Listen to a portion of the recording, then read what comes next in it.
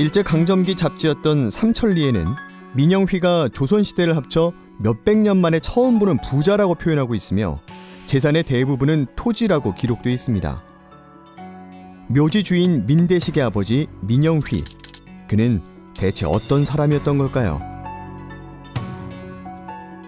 민영휘 하면 대표 친일파, 이렇게 조금 일제강점기에 대해서 관심을 갖고 계신 분들은 익숙한 이름일 거란 생각을 해보게 됩니다. 성에서 느껴지죠? 민씨잖아요. 초창기 때 민영휘는 어떻게 등장을 하게 되냐면요, 민씨 척족이 세력을 강화해 나가는 과정 속에서 중요한 인물로 등용이 돼서 고종과 명성황후의 총애를 받게 되는 거죠. 뒤에 고종과 명성황후가 있죠. 뒤에 믿음직한 배가 있으니까 매간매직을 서슴지 않습니다.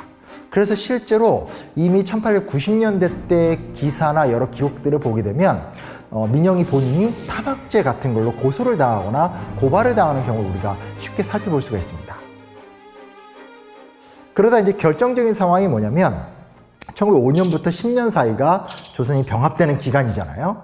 이 당시에 정말 많은 훌륭한 사람들이 나라를 지키려고 노력을 했다라면 이완용이라든지 송병준 같은 이 국가에 강력한 영향력을 행사했던 사람들은 나라를 팔아버림으로 영달을 구하죠.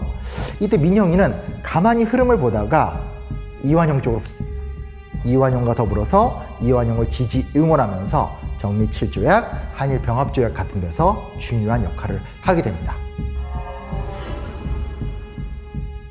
당연히 그 대가로 은사금도 하사받고 그리고 자기도 받게 되고 하면서 정말 나라는 망했는데 본인의 인생이 이제 방방 뜨게 되는 어떤 그런 참 속상한 모습들이 연출이 됩니다.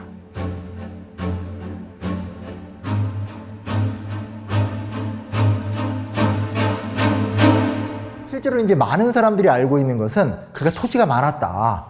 현재로 계산해 봤었을 때 갖고 있었던 땅이 2,300만 평. 그러니까 2,300평이 아니라 또 230만 평이 아니라 2,300만 평. 약 8,000제곱미터.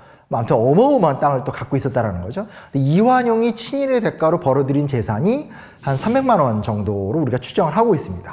근데 민영휘 같은 경우는 그것의 무려 20배 정도, 약 6천만 원 정도의 재산을 갖고 있었다고 해요.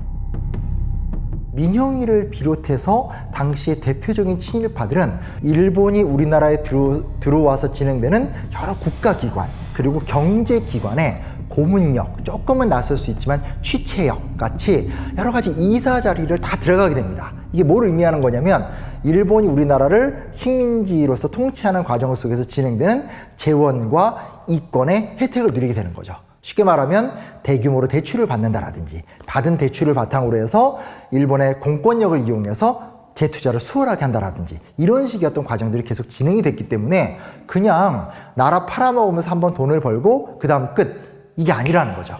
즉 친일파 이 기회주의자들이 잘못된 사회 시스템을 악용하면서 불을 불려나갔다는 이 부분에 대해서도 우리가 좀 주목해서 보는 것이 중요하지 않을까.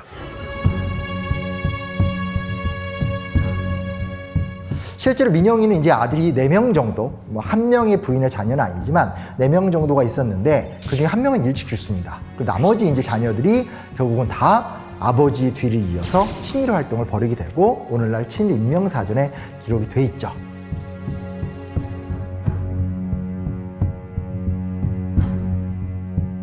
친일이 본인으로 끝난 것이 아니라 구조화가 되는 겁니다. 그래서 민영휘가 열심히 돈을 벌고 열심히 권력을 탐악했던 것이 그의 아들들에 의해서 1명이 아니라 3명에 의해서 퍼져나가면서 일제강점기 말기까지 그들의 친일 활동들이 계속 이어졌다는 것들, 이런 것들에 대해서 우리가 좀 늦었지만 지금이라도 심각한 문제의식을 가져보는 것이 좋지 않을까, 그런 생각들을 해보게 됩니다.